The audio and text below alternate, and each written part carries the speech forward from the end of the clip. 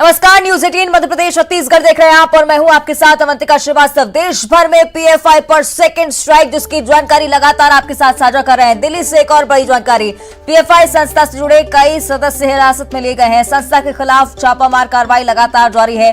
केंद्रीय जांच agency NIA और ईडी का ज्वाइंट ऑपरेशन जिसे माना जा रहा है। 7 राज्यों में छापेमारी देखने को मिल रही है। उत्तर प्रदेश, मध्य प्रदेश, पंजाब, दिल्ली, केरल, गुजरात, कर्नाटक, असम, तमाम वो राज्य हैं जहां पर कार्रवाई का दौर लगातार जारी।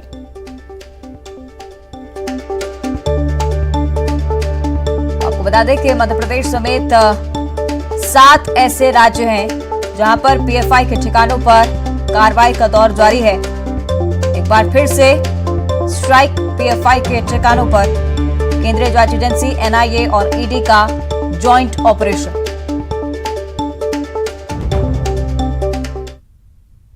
और इधर पीएफआई केस को लेकर मध्य प्रदेश पुलिस का पीएफआई के ठिकानों पर ताबड़तोड़ छापे की कार्रवाई लगातार जारी। भोपाल, इंदौर, उज्जैन समेत 6 से 7 शहरों में छापामार कार्रवाई चल रही है। एमपी एटीएस ने कई संदिग्ध लोगों को हिरासत में लिया है। एमपी के साथ 7 ऐसे राज्य हैं जहां पर ये कार्रवाई का दौर जारी है। उत्तर प्रदेश, मध्य प्रदेश, पंजाब, दिल्ली, केरल, गुजरात, कर्नाटक, असम, तमाम वो राज्य जहां पर छापेमारी हुई है और दस्तावेज यहां से भी खंगाले जा रहे हैं।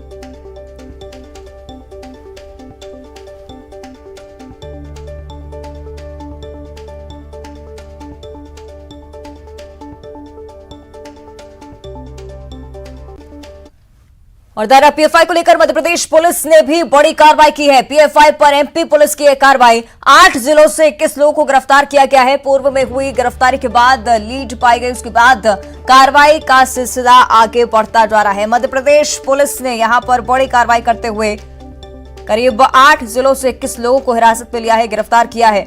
पहले भी गिरफ्तारी हुई मध्य प्रदेश से, भोपाल, उज्जैन, तमाम वो इलाके जहां पर पुलिस की जो दबिश है लगातार जारी है। लगातार एमपी पुलिस की कार्रवाई देखने को मिल रही है।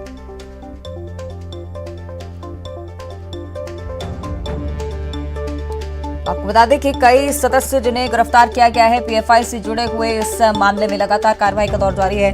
और लगातार मध्य प्रदेश सरकार की तरफ से भी यही आश्वासन कि कार्रवाई का दौर जारी रहेगा, क्योंकि इस बार स्टेट पुलिसिंग की बड़ी भूमिका इस कार्रवाई में। कई बड़े खुलासों के बीच एक बार पहले भी इस तरह की कार्रवाई देखने को मिली बीते दिनों, और एक बार फिर से पीएफआई पर सेकेंड स्ट्राइक जिसे माना जा रहा है। कई बड़े कनेक्शंस की उम्मीद इस बार भी।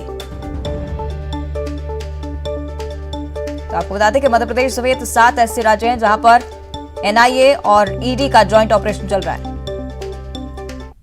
फिर से पीएफआई के ठिकानों पर ताबड़तोड़ कार्रवाई शुरू कर दी है। छापेमार कार्रवाई में तकरीबन कई सारे लोगों को गिरफ्तार किया है। अगर बात करें तो 7 राज्यों में यह कार्रवाई की जा रही है। उत्तर प्रदेश, मध्य प्रदेश, पंजाब, दिल्ली, केरल, गुजरात, कर्नाटक, असम, यहाँ पर छापेमार कार्रवाई की जा रही है। हम अगर राजधानी भोपाल की बात करें तो एनआईए का ये दफ्तर है और यहाँ पर इनपुट मिला था भोपाल को पहले भी। यहाँ पर पीएफआई से जुड़े हुए कई सारे लोगों को पूछताछ के लिए हिरासत में लिया था, जिसमें से एक जो है पीएफआई का सदस्य, उसे पहले ही पकड़ चुके हैं। उसके आधार पर कई सारे लोगों को और चिन्हित किया गया है। साजनाबाद इलाके में भी जो रऊफ रहता था उसके भी कई सारे कॉन्ट्रैक्ट को तलाशे जा रहे हैं। इसके अलावा अगर बात करें तो पॉपुलर फ्रंट ऑफ इंडिया का एक ऑफिस भोपाल के अशोक गार्डन इलाके में था, जो पहले सील हो चुका है, मगर कार्रवाई लगातार जारी है। भोपाल सहित अन्य जो इंदौर और उज्जैन ऐसी जगह पर एनआईए की टीम लगातार छापेमार कार्रवाई कर रही है और उम्मीद जताई जा रही है कि बड़ी संख्या में पीएफआई के जो स्लीपर सेल हैं उन्हें गिरफ्तार किया गया है। कैमरा पर्सन दीपक कुमार के साथ जितेंद्र शर्मा, न्यूज 18 भोपाल।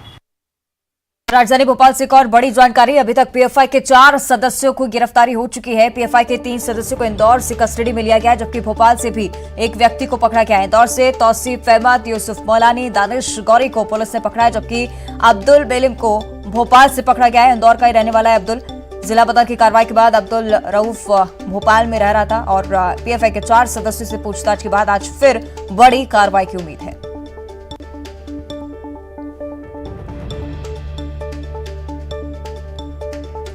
आपको बता दें कि कार्रवाई का दौर लगातार जारी है।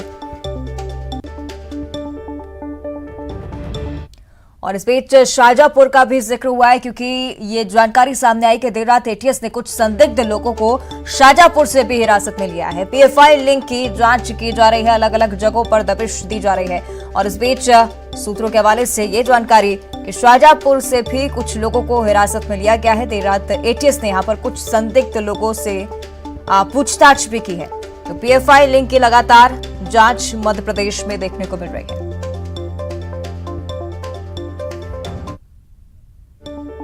उधर उज्जैन से भी जानकारी सामने आई। उज्जैन में एनआईए का एक हफ्ते में दूसरा एक्शन है।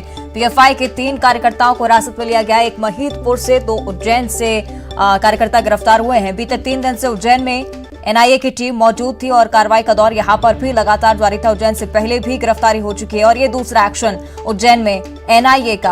आपको बता दें कि बीते 3 दिनों से उज्जैन में ही एनआईए की टीम मौजूद है और कनेक्शंस, कई बड़े खुलासे जिनकी आशंका लगातार की जा रही है। एनआईए का एक हफ्ते में दूसरा एक्शन उज्जैन में माना जा रहा है। कई सारे कार्यकर्ता जो कि हिरासत में उज्जैन से लिए गए हैं। एक महिदपुर से, 2 उज्जैन के कार्यकर्ताओं पर कार्रवाई, 3 कार्यकर्ताओं को पीएफआई के हिरासत में लिया गया है। और श्योपुर से भी यही जानकारी। देर रात श्योपुर एनआईए की टीम पहुंची, छापेमारी कर 2 से 3 संदिग्धों को हिरासत में यहां से भी लिया गया है। तो आपको बता दें कि लगातार कार्रवाई का सिलसिला जारी है। इस बीच श्योपुर से भी यही जानकारी कि सूत्रों के हवाले से जानकारी, आधिकारिक पुष्टि नहीं है, लेकिन देर रात श्योपुर पहुंची थी एनआईए की टीम। छापेमारी कर 3 संदिग्धों को हिरासत में लिया गया। इस पर गृह मंत्री नरोत्तम मिश्रा कुछ कह रहे हैं। पूछताछ के लिए हिरासत में लिया गया।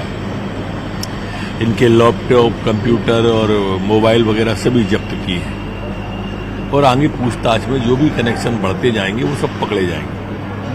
सर, इसके अलावा राजस्थान में इस समय सबसे ज्यादा सियासी घमासान मचा हुआ है। कांग्रेस में तय नहीं हो पा रहा कि पार्टी का अध्यक्ष कौन होगा। राजस्थान क्या आप सुन रहे थे गृह मंत्री नरोत्तम मिश्रा को, जिन्होंने आश्वासन दिया है कि मध्य प्रदेश पुलिस की नजर से कोई नहीं बच पाएगा। कोई भी कनेक्शन हो, कितना भी बड़ा नेटवर्क हो, उसे जल्द से जल्द उसका खुलासा कर उस पर कार्रवाई की जाएगी। और अगर पूरे देश की बात की जाए तो 7 ऐसे राज्य हैं जहां पर सेकंड स्ट्राइक पीएफआई पर देखने को मिल रही है। और सीधे रुक करेंगे सहयोगी मनोज राठौर का, भोपाल से हमारे साथ लाइव जुड़ रहे हैं। मनोज, लगातार एक कर गिरफ्तारी का सिलसिला एक बार फिर से जारी है। फिलहाल क्या कुछ अपडेट आपके पास? जी बिल्कुल, अभी जो छापेमार कार्रवाई मध्य प्रदेश में सुबह 4 बजे से एमपी एटीएस की चल रही, क्योंकि ये साझा कार्रवाई इसे हम कहेंगे, क्योंकि एनआईए ईडी ने पहले फेज में जो छापेमार कार्रवाई की थी उस दौरान 4 लोगों को गिरफ्तार किया था। उसके बाद एमपी एटीएस ने इसमें एफआईआर दर्ज की थी और एमपी एटीएस ने चारों आरोपियों को रिमांड पर लिया था। 30 सितंबर तक रिमांड पर है और ये पूछताछ के दौरान कई महत्वपूर्ण इनपुट जो हैं वो निकलकर सामने आए और इन्हीं इनपुट के आधार पर जो है लगातार आगे की कार्रवाई को अंजाम जो है वो दिया जा रहा है। आईबी का भी इनपुट था और एनआईए का भी इनपुट था। ईडी से तमाम जानकारी को साझा करने के बाद आज सुबह 4 बजे मध्य प्रदेश के 8 जिलों में, जिसमें भोपाल, इंदौर, उज्जैन, श्योपुर, शाहजहांपुर समेत मालवा अंचल के जिले हैं, जिसमें खंडवा भी शामिल है, ऐसे 8 जिलों में जो है लगातार छापेमार कार्रवाई की गई एमपी एटीएस के द्वारा और यहाँ से करीब 21 लोगों को कस्टडी में लिया गया है, यानी उन्हें राउंड अप कर लिया गया है। उनसे पूछताछ की जाएगी और संभवतः जिस तरीके से 4 आरोपियों को रिमांड पे लिया है तो इन 21 में से कई ऐसे जो हैं इनके पीएफआई से सीधे लिंक है, यानी वो पीएफआई के सक्रिय सदस्य हैं, लेकिन उनको कई जिलों की महत्वपूर्ण जिम्मेदारी दी गई होगी। श्योपुर में जिस तरीके से अपना एक ट्रेनिंग सेंटर खोलने वाले थे, वहां पर भी गिरफ्तारियां हुई हैं। तो ऐसे में 8 जिलों में जो ताबड़तोड़ कार्रवाई करते हुए 21 पीएफआई के सदस्यों को पकड़ने का काम किया है, उनके मंसूबे क्या थे, क्योंकि ये जानकारी सूत्रों के हवाले से आई थी कि एक सेंटर जो है बना लिया गया है और इसी सेंटर से मध्य प्रदेश को तमाम जो कट्टरपंथी विचारधारा है उसको आगे बढ़ाने का काम पूरे देश भर में किया जाएगा। जो भी प्लानिंग होगी वो मध्य प्रदेश में की जाएगी, क्योंकि सिमी का गढ़ मध्य प्रदेश रहा है। सिमी सालों से सक्रिय था, लेकिन 2006 में सिमी के संगठन को प्रतिबंध कर दिया गया, उस पर बैन लगा दिया गया। लेकिन इसके बावजूद भी जो सिमी का नेटवर्क है, जो सिमी की स्लीपर सेल है, वो कहीं ना कहीं जिंदा थी। हालांकि करीब 25 सिमी के आतंकी हैं जो इस समय भोपाल सेंट्रल जेल में बंद है। सफदर नागौरी, अब्बू फैजल समेत कई खूंखार आतंकी है, लेकिन इसी नेटवर्क को जो है सहारा लिया, इसी नेटवर्क की मदद ली, इसी नेटवर्क का इस्तेमाल किया सिमी के नेटवर्क का, और पीएफआई जो है वो लगातार इसी नेटवर्क के जरिए दूसरा सबसे बड़ा संगठन जो है वो बनने वाली थी, यानी तैयारी थी। और ट्रेनिंग सेंटर श्योपुर में खुलने वाला था, जिस तरीके की जानकारी, क्योंकि कोटा जो है वो ठीक है मनोज, यहाँ पर तो कार्रवाई का दौर लगातार जारी है। बने रहेगा हमारे साथ। श्योपुर की भी स्थिति हम समझ लेते हैं कि दीपक हमारे साथ लाइव जुड़ रहे हैं। दीपक, श्योपुर का नाम पहले भी बहुत उछला क्योंकि सेफ जोन पीएफआई के लिए माना जा रहा था। फिलहाल क्या कुछ जानकारी, क्योंकि माना जा रहा है कि यहाँ से भी कुछ लोग हिरासत में लिए गए हैं।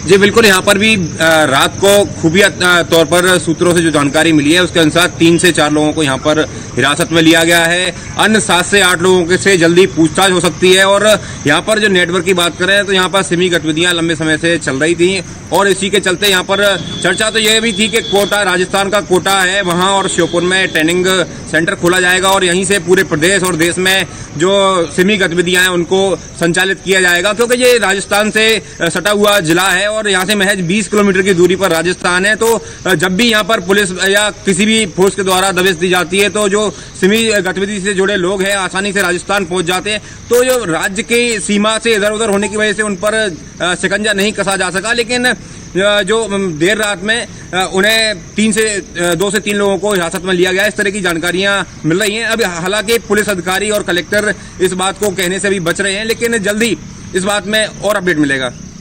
ठीक है, आप बने रहेगा हमारे साथ। दीपक, दिल्ली से हमारे संवाददाता अशरफ भी हमारे साथ जुड़ रहे हैं। अशरफ, न सिर्फ मध्य प्रदेश में बल्कि 7 अन्य राज्यों में भी ये कार्रवाई देखने को मिल रही है। फिलहाल क्या कुछ अपडेट आपके पास आ पाए?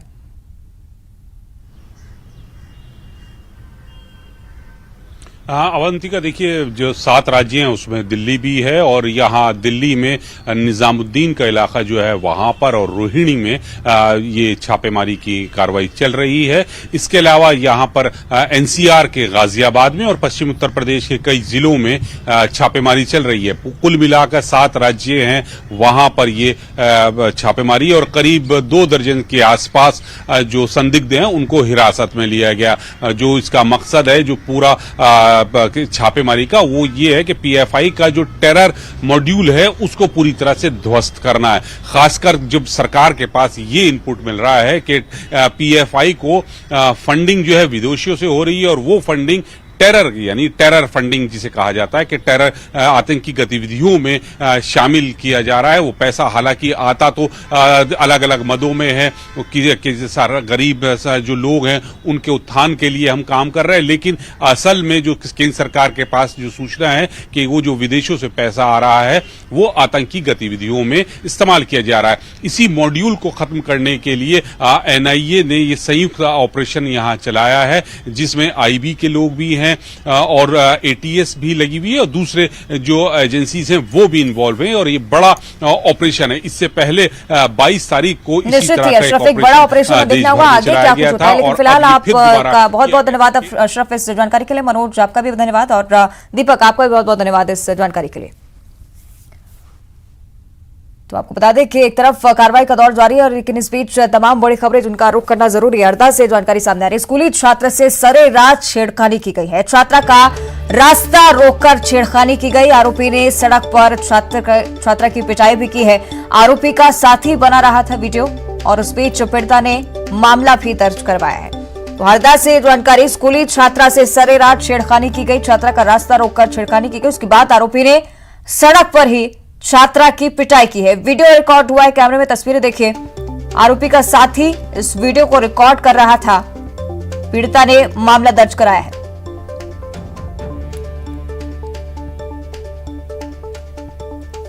तो तस्वीरें लगातार आपको दिखा रहे हैं। स्कूली छात्रा से सरेरात छेड़खानी हुई है। हरदा की ये तस्वीरें। छात्रा का रास्ता रोककर उससे छेड़खानी की गई। उसके बाद सड़क पर ही छात्रा की पिटाई भी की गई और इस दौरान आरोपी का साथी वीडियो बनाता रहा, लेकिन कोई एक्शन इनके खिलाफ नहीं लिया गया। पीड़िता ने मामला दर्ज करवाया है।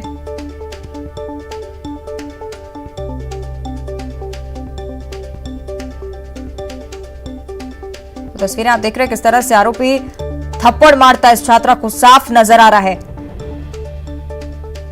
सड़क पर छात्रा की पिटाई की, छेड़खानी की और आरोपी का साथी यहां पर वीडियो कैद करता रहा। तो दिन की घटना, उसके बावजूद कोई कार्रवाई नहीं आरोपी के खिलाफ। हालांकि फिलहाल मामला दर्ज हुआ है। पुलिस मामले की जांच में जुटी हुई, लेकिन हरदा की तस्वीरें बेहद ही चिंताजनक।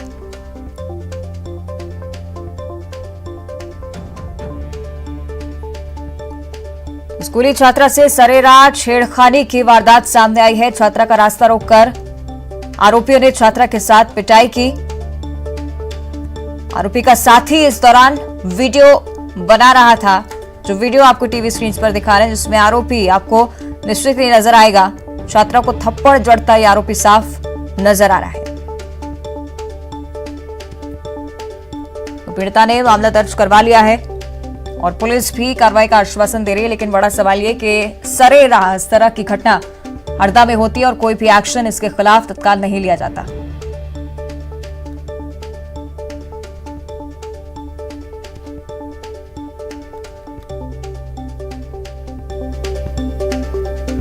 तो तस्वीर में आरोपी साफ नजर आ रहा है।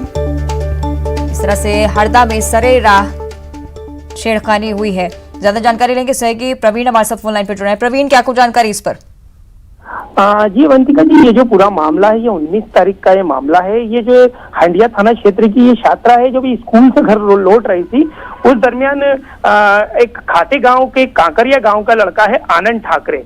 ये इस लड़की को काफी दिनों से परेशान कर रहा था। जब इस लड़की की छुट्टी हुई तो ये लड़का उसे रास्ते में छेड़खानी उससे कर रहा था और उसे शादी करने का जो है उस पर दबाव डाला था। जब छात्रा ने इस चीज का विरोध किया तो आनंद ठाकरे जो युवक है, जो इस पूरे मामले में आरोपी है, उसने जो है सरेराह छात्रा की पिटाई की। जब इस पूरे मामले का जब वीडियो जो है लगभग 5 दिन बाद जब सामने आया तो उसके बाद जो है जो हंडिया थाना पुलिस थी वहां पर पीड़िता पहुंची और इस पूरे मामले को उन्होंने वहां दर्ज कराया। लेकिन अभी सबसे बड़ा प्रश्न ये है कि मामले को उन्होंने वहां दर्ज कराया, लेकिन अभी सबसे बड़ा प्रश्न ये है कि इतनी गंभीर घटना है जी, इतनी गंभीर घटना है, उसके बावजूद भी जो है आरोपी अभी तक पुलिस की गिरफ्त से बाहर है। और सबसे बड़ा सवाल यहाँ पर अवंतिका जी ये उठता है कि हरदा जिले की जो महिला अधिकारी हैं, एडिशनल एसपी हैं, जो इस क्षेत्र की जो एसडीएम है वो महिला है, जो यहाँ की एसडीओपी है वो महिला है, लेकिन उसके बावजूद जो युवती है, जो छात्राएं हैं, जो महिलाएं, उनके साथ जो आरोप हो रहे हैं उसके बाद भी पुलिस मूकदर्शक बनी हुई है। ये एक बड़ा सवाल है। दूसरी ओर जो शासन की मंशा है कि जो छात्राएं हैं, जो छोटी छोटी बच्चियां हैं, उनके जो भी मामले होते हैं उसमें तत्काल कार्रवाई होना चाहिए, आरोपी की अरेस्ट होना चाहिए, लेकिन यहाँ पर जो है पुलिस पूरी तरीके से मूक दर्शक बनी हुई है। जी अवंतिका जी, निश्चित ही गंभीर घटना, कार्रवाई की जरूरत है। और जिस तरह से हरदा का नाम सामने आता है तो निश्चित ही हम देख पा रहे हैं तस्वीरों के जरिए प्रवीण के दिन की घटना है। अगर जो लोग रास्ते पर निकलकर पहुंच रहे थे कहीं, वो भी अगर इस घटना को रोकने के लिए कदम उठाते तो भी इन घटनाओं से बचा जा सकता था, लेकिन ऐसा कोई भी कदम मौके पर नहीं उठाया गया।